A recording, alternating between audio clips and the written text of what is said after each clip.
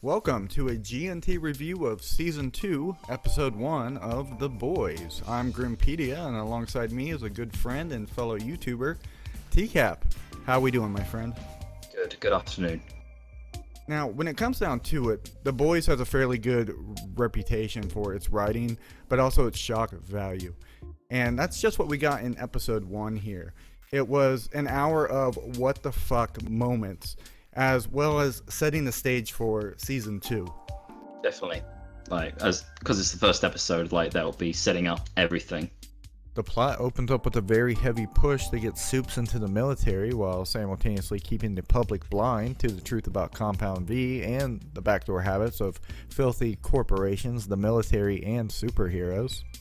Yeah, it was really good, just straight into it, and at the same time, Black Noir. So good. His assassinations were absolutely jaw-dropping. Yes, so jaw-opening. But at least he's great with children. Oh, yeah. Apart from the traumatizing. Absolutely. But it's definitely a nice touch on the world building, as it shows how cold the corporate and political swine of the world view human casualties over shareholders' return on investment. Yeah. How they establish the difference of facts and then alternative facts. Cone of silence, 34%. Officially, 0, of course. It's very evil corporation. It's very chilling.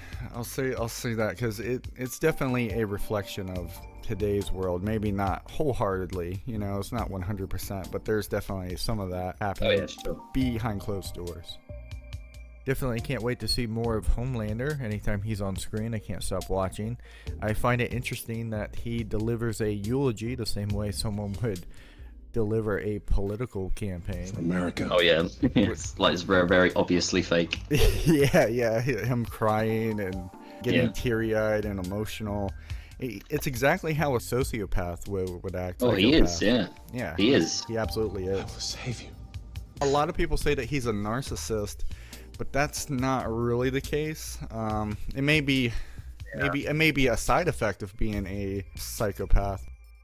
I was never a big fan of dairy products, but watching this show makes me never want to have milk again. What about baby dairy products? I think it's calcium. I think it's interesting, I guess, that Homelander's eyes are just precise enough to not only just cut your body in half, but it can also. I was gonna bring that up. I was going to bring up how his lasers are so fucking powerful. These are Superman laser, 1,000-degree eye lasers. Yeah, it'll lightly defrost a plastic bottle of breast milk too, so that's great. I was kind of like, can you really control the temperature of your eye lasers at will? I mean, I don't even think Superman can do that. I don't even understand the point. And here's another thing that's unclear, is when does Season 2 take place? Is this a week after the season finale? Is this a month? A year? We don't really know and understand. Yeah, well, we understand there's a time jump, but obviously we don't know the exact time frame. It's probably days. Maybe a couple of weeks. It seems like it's days. Overall, the boys have always done a really good job at the world building. That's one of the best parts that I enjoy about it. In the beginning, when Black Noir is going after the terrorists, Nakib, immediately he's trying to merchandise his image and create a catchphrase, and it's very lucrative for superheroes, as they're always associated with some sort of fame and wealth and basically opportunity, as we see in the funeral scene when they're trying to sell a bunch of merchandise. And of course they got a bunch of other world building things like the Capes for Christ and the Church of the Collective, which we'll probably dive into that too. The fake army base and the Saving America campaign, the VCU. I mean, it's established so well. It feels like a real lived-in world. Yeah, there's a lot of events happening outside of the main plot and characters. Yeah, and that's the thing. There's several plots going on too, and that's another thing that I like about it is the plot isn't linear.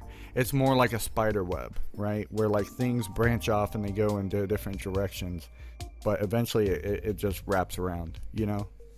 Yeah. Just like there's more cause and effect.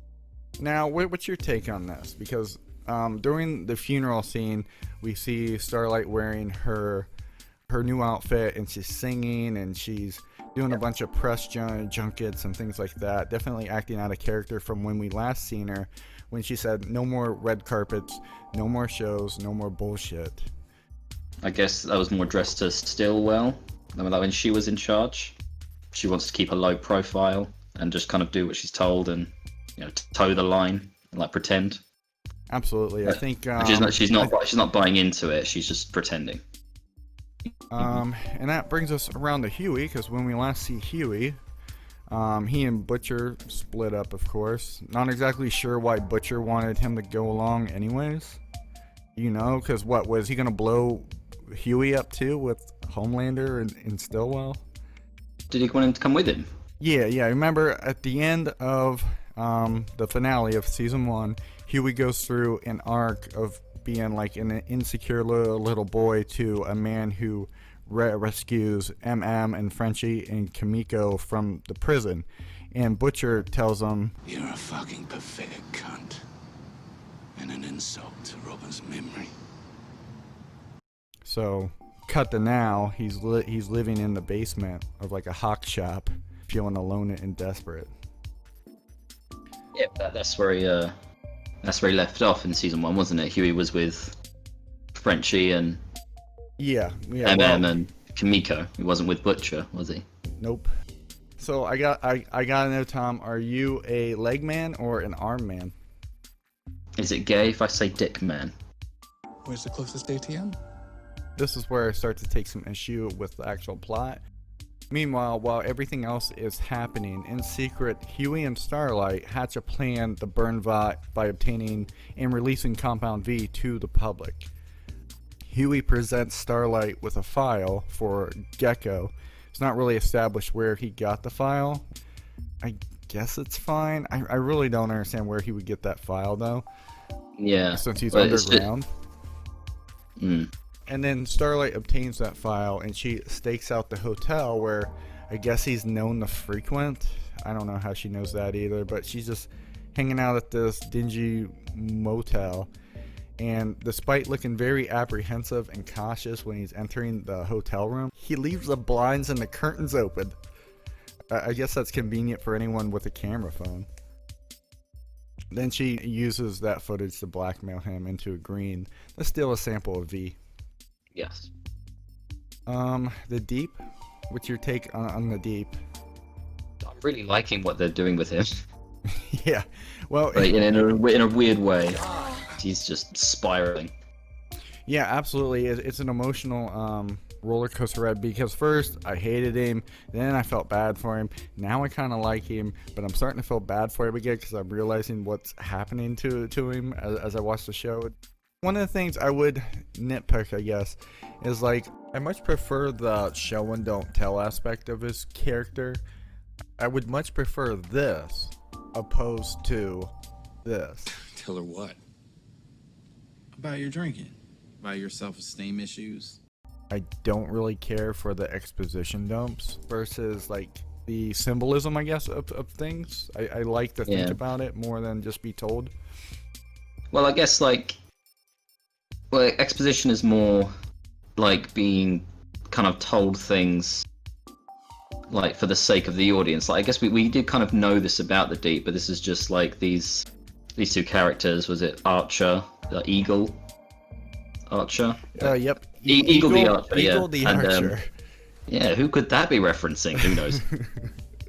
And Carol, but yeah, it's more like they're like actually like talking to him and like trying to get him to open up about his problems rather than it being expositorial for the audience, because we kind of already knew this, but it was just like for the Deep to kind of confront these emotions. I didn't really associate it with him having an image problem, but when he was shaving his body, I did feel like, you know, he hated himself and who he had become, so he was shaving his body as symbolism of going through a transformation.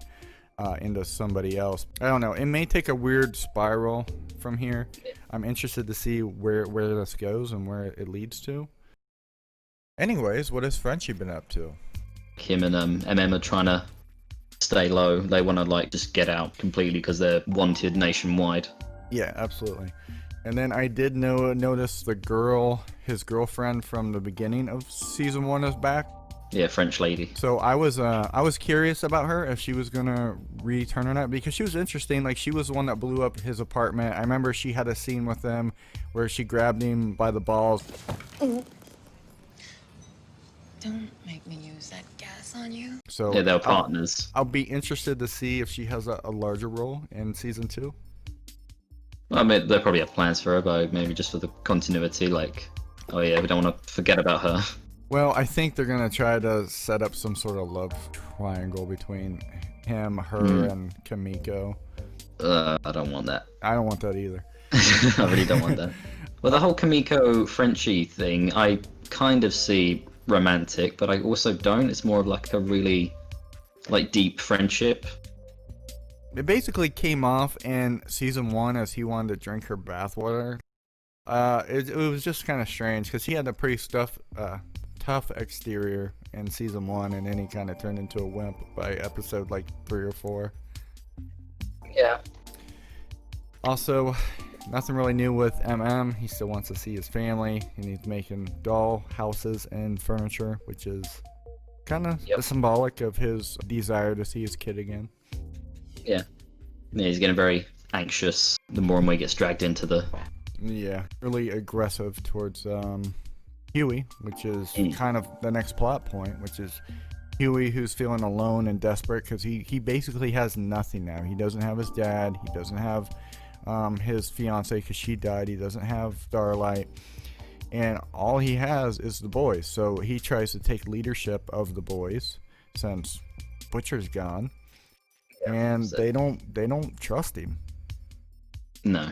And yeah, that's what like his arc is mainly going to be this season, is him coming into his own as a leader. As a leader, I guess, or at least a more competent member of the team. Yeah, because at this point he's just a civilian. Yeah. Conveniently to that point, a man with a busted arm comes down into the basement, which leads to them finding the footage of the soup who injured him, and they investigate that area. Kimiko finds origami, which he's very interested in, writing boy on a piece of paper to try to communicate. Now, how long did it take you to figure that out, what that meant? I came to the realization after the episode ended. Like when I was thinking about it, and and it was like the first few minutes of the second episode, I was thinking about that origami thing, and I was like, ah. And then, despite not trusting Huey, the team decides to go along with his plan to tell Raynor about the footage anyways, because Huey basically convinces MM that it would be a good idea to persuade her into letting him see his family again. She's like his best option for him to be able to see them again. Unfortunately, that plan implodes, and he's worse off than when he started. And, of course, Raynor's last words were... The whole picture? It's Vought. It's a fucking coup from the inside. What do you think that is in reference to? Well, it's because she was investigating in the first season. Like, she was slowly coming to the realization near the end of the season that Vought was creating the super terrorists. And, she knew about Compound V because she interrogated Stillwell, I think, and she was probably like... Yeah, we know what you're doing. Like, we're gonna fucking take you down. Yeah. And then later on, like she, like they have these soldiers in Syria, like on their like body cameras, and she sees that there's a soup terrorist. So and obviously she realizes that the only way soups come about is with Compound V, and the only people who have Compound V are Vought. So then she makes the connection that Vought are creating super terrorists. Yeah, and then which isn't anything that we didn't already know, I guess. But in season 1, they tried to play it off as somebody was counterfeiting Compound V, which doesn't really make any sense since nobody knew about it anyways. You know what I mean? With that, like, we already know that Homelander flew Compound V across the world to a bunch of terrorists and made all these quote-unquote super villains. Don't know what you're talking about. Well, let me remind you. We were busy running around like maniacs trying to clean up the mess you made. Ager, I think, was very well done in this with Balls of Steel, and he knew just how to stand his ground with Homelander. It's like the Giancarlo Desposito, the actor, Gus Fring. He's typecast as a villain so much, but he does it so well. Oh, that is hard. He is perfectly cast. Like, I fully believe that he measured Homelander and put him in his place. Yeah, he's great. Perfectly cast. And of course, we got our introduction to Stormfront. What was your impression of her? Your first impression? Well, I got over it like ages ago, but I'm not really like that invested with the gender swapping of the character from the comics. Yeah, I just know the show, so I have no reference to the comic. Yeah, no, that's fine. But yeah, no, she seems like really like actually like quite funny. Yeah, I think she's I think she comes off as very down to earth. She gives no fucks, you know. Which is surprising that she was chosen to join the Seven by Edgar. I wonder why. We don't know. We're still why. Like we're 3 episodes in, because I'm caught up. There's still nothing as to why. And of course, at the end of the episode, Homelander retreats to Becca after his encounter with Edgar. It's similar to how he would retreat to Stillwell whenever he was troubled. He would go to her. Now he's going to Becca and his son. Yeah, no, it's like just creating his coping mechanism. Exactly. And Butcher returns. Daddy's home. And Huey's definitely not happy about it, nor relieved to see him at all. Yeah, obviously due to what he thinks Butcher has done, because he thinks he did kill Stillwell, but also because he wants to, again, because of his arc, he wants to cement himself as, you know, someone more competent to be relied upon. And like, obviously Butcher being there, he just kind of just walks all over him. He lies to everybody. He's a compulsive liar to get what he wants, you know? Yeah, he can be a liability. Despite being very competent and good at what he does, like, it's just, but yeah, like you said, very, very untrustworthy. Unpredictable. And of course, we have to address A-Train. Yep, still alive. Yeah, that's right. Anything else that you want to add to this? Yeah, just like one other like thing, other kind of like character that's been made a lot more important this season. Do you remember Ashley? Oh yeah, Ashley. Yeah, I forgot to mention her when we were talking about the cripple guy. Did we even talk about him?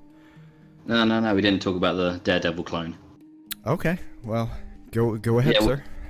Yeah, well, I just wanted to get your opinions about what's going on with like her character. Well, obviously that whole scene was like really great, by the way. It's like really made me like fucking terrified of Homelander. Oh yeah, I think clapped his head, fucking destroyed his eardrums. I was like, Jesus.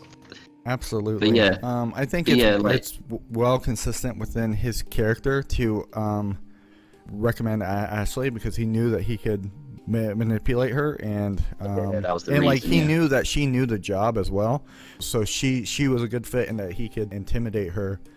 And then the scene with the blind guy was amazing. Well, shocking, I guess I should say. Yeah, it's fucked up. Yeah, I did not expect that, and it just goes further to show what a psychopath he really is. He doesn't care, because no one's going to do anything to him.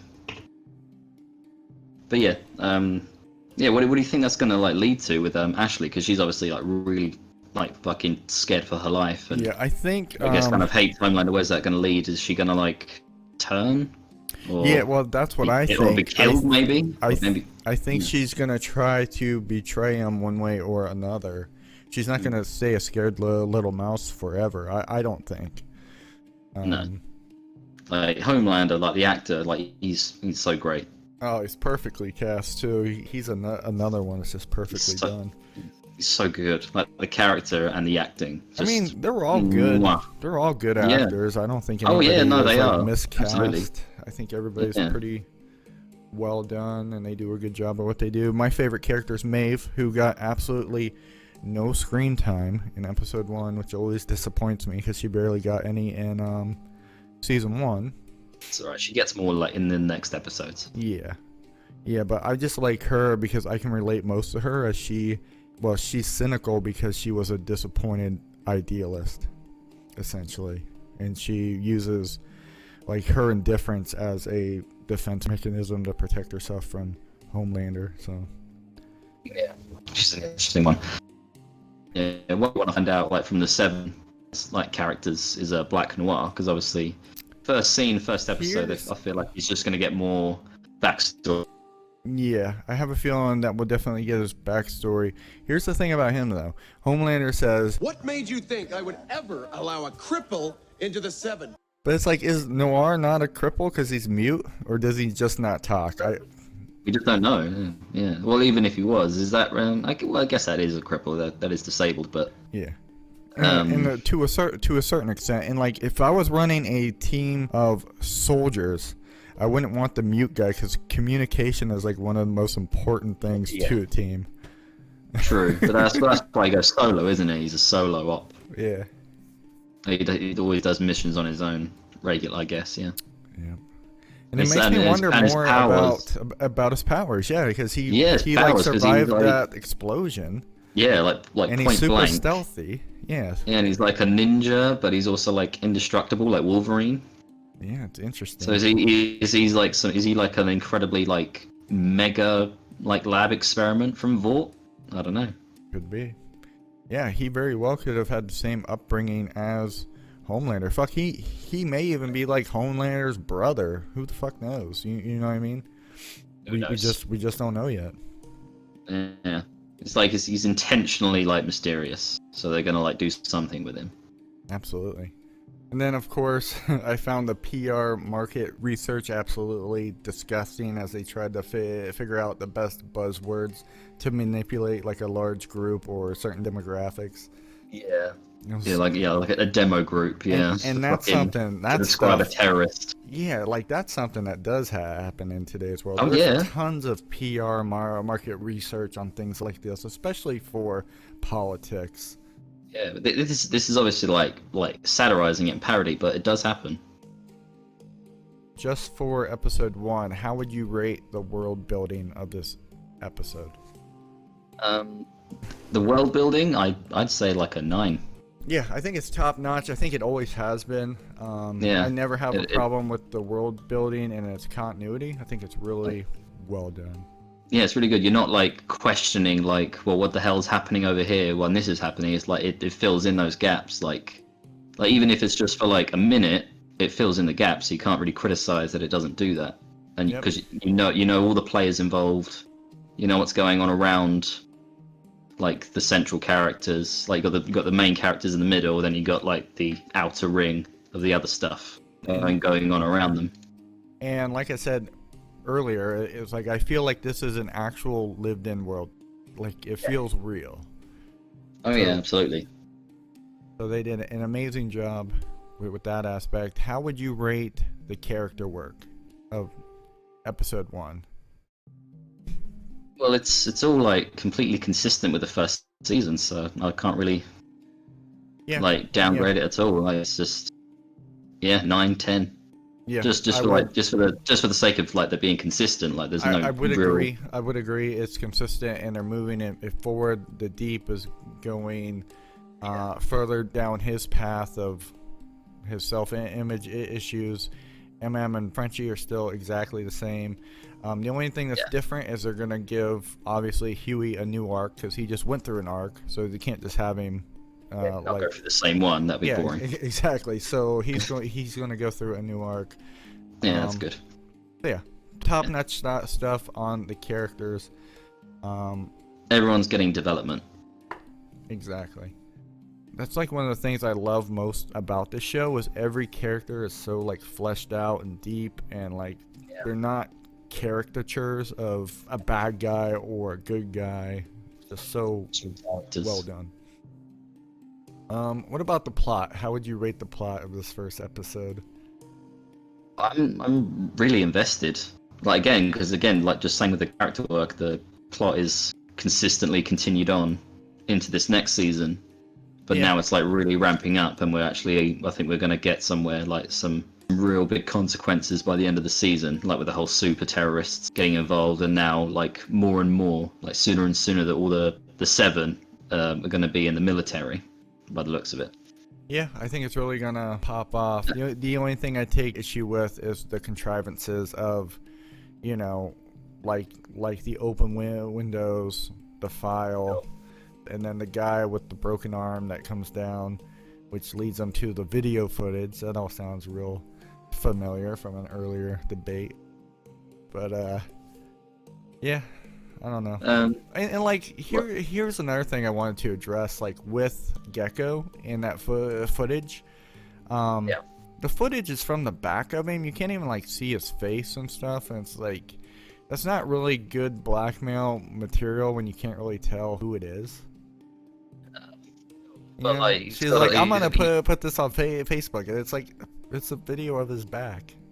Sure, but like, I mean, you can like fit the physical description to him, and plus it does show him regenerate his limbs, and obviously Gecko is known to do that.